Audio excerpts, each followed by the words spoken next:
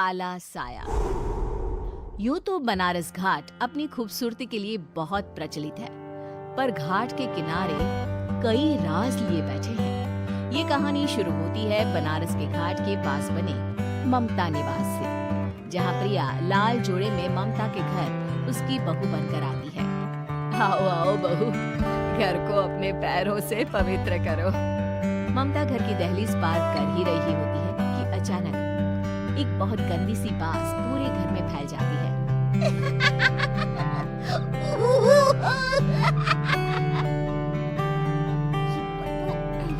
और ये आवाजें, ये कौन हंस रहा है माँ? ये पड़ोसी ना हमारे थोड़े अलग से हैं। कहाँ हम शाकाहारी और ये मांस मच्छी खाने वाले। छोड़, तू ध्यान मत दे और गृह प्रवेश कर। और हाँ बहू, अपनी सास की एक बात हमेशा याद रखना, इन पड़ोसियों से तो कभी बात नहीं करेगी। अच्छे लोग नहीं है ये, अपनी सास की ये बात मानेगी ना बेटा। जो आपकी मर्जी, मैं उनसे बात नहीं करूंगी। अगले दिन प्रिया अपनी पहली रसोई बनाने रसोई घर में जाती है। ये छोटी बात नाप की जा रही है। एक काम करती हूँ, खिड़की खोल देती हूँ। प्रिया खिड़की खोलने जाती है। इतने जाले, लगता है इस खिड़की को कभी खोला ही नहीं गया। पर ऐसा क्यों? ओह, नॉनवेज की स्मेल आती होगी ना। 2 मिनट के लिए खोल लेती हूँ, फिर बंद कर दूंगी। प्रिया खिड़की खोलती है। खिड़की खोलते ही उसकी नजर सामने वाले घर की खिड़की पर पड़ती है, जहाँ एक लड़की खड़ी होती है। हाथों में मेहंदी, लाल रंग की साड़ी, बिल्कुल सजी धजी, मानो प्रिया की तरह ही वो भी नई नवेली बहू। वो प्रिया को देखकर मुस्कुराती है। हे भगवान, माँ ने तो इनसे बात करने को मना किया था। प्रिया फौरन ही खिड़की बंद कर देती है और तवे पर चढ़ी रोटी की ओर देखने लगती है। वहाँ रोटी न होकर मछली पड़ी होती है। ये क्या? मेरी रसोई में इतनी बड़ी गलती! हे भगवान, अब मैं क्या करूं?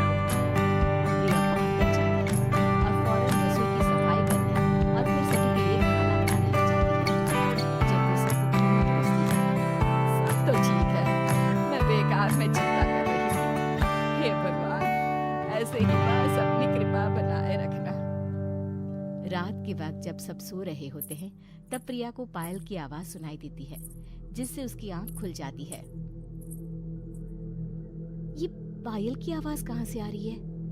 प्रिया उठकर उस आवाज के पीछे छत की सीढ़ियों तक जाती है। तभी उसे बच्चे के रोने की आवाज आती है। प्रिया छत पर जाती है तो क्या देखती है? वही लाल साड़ी वाली लड़की अपनी गोद में एक नवजात बच्चे को घुमा घुमा कर सुला रही है। तभी प्रिया की नजर उसके पेट पर पड़ती है। ओह गॉड, ये तो प्रेग्नेंट भी है। सुनिए, बच्चा सो नहीं रहा है क्या? मैं कुछ मदद करूं? नहीं नहीं, आपके घर वालों को अच्छा नहीं लगेगा, मैं संभाल लूंगी। स्नेहा की गोद से बच्चा हाथ मारकर प्रिया की गोद में आने को छटपटाने लगता है। दोनों घर अगल बगल में बने होने के कारण प्रिया उस बच्चे को गोद में ले लेती है। प्रिया के पास आते ही वो सो जाता है। बच्चे का वो स्पर्श रात भर प्रिया भूल नहीं पाती और अगली सुबह वो छत पर कपड़े सुखा रही होती है। तभी उसे एक औरत इशारा करके बुलाती है।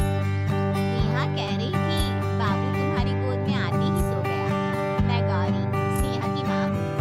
बहू, घर आना, बाबू को खिला भी लेना। शाम को जब घर पर कोई नहीं रहता, बच्चे से मिलने के लिए प्रिया छिपकर अपने पड़ोसी के घर चली जाती है और कुछ देर बच्चे को ध्यान में रखती है। इसके कुछ दिन बाद प्रिया का बच्चा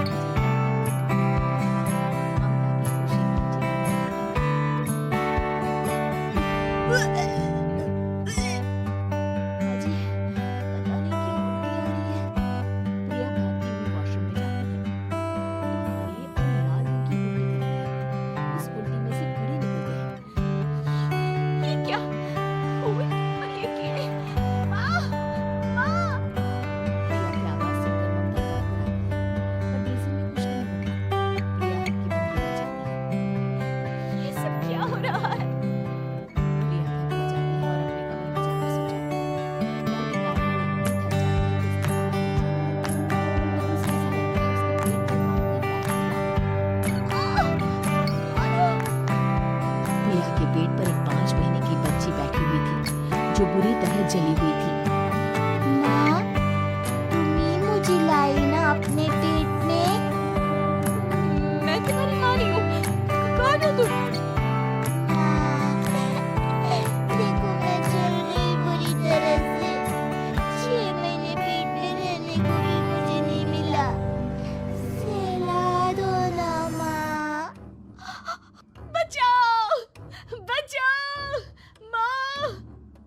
ममता दौड़कर कमरे में आती है।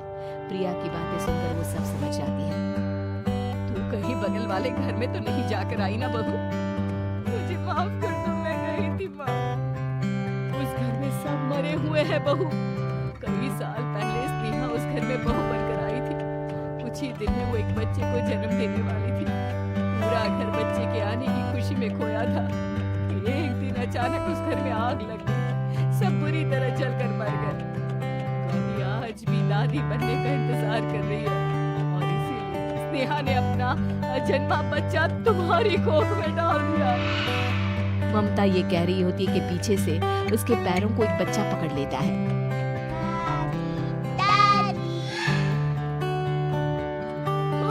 स्नेहा की गोद में यही बच्चा था। ये बच्चा कौन है फिर?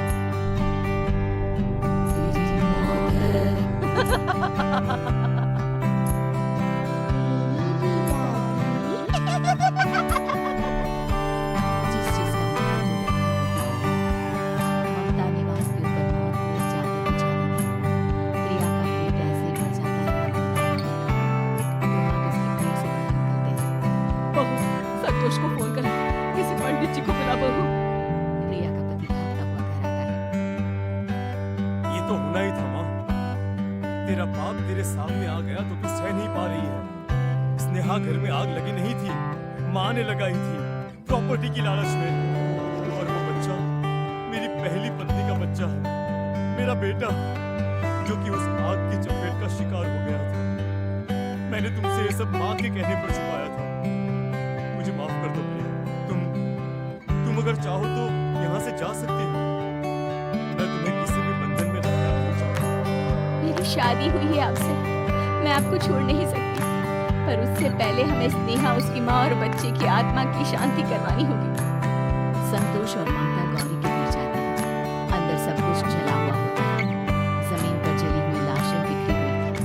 ममता रो रो कर अपने करने की माफी गौरी से मांगती है। प्रिया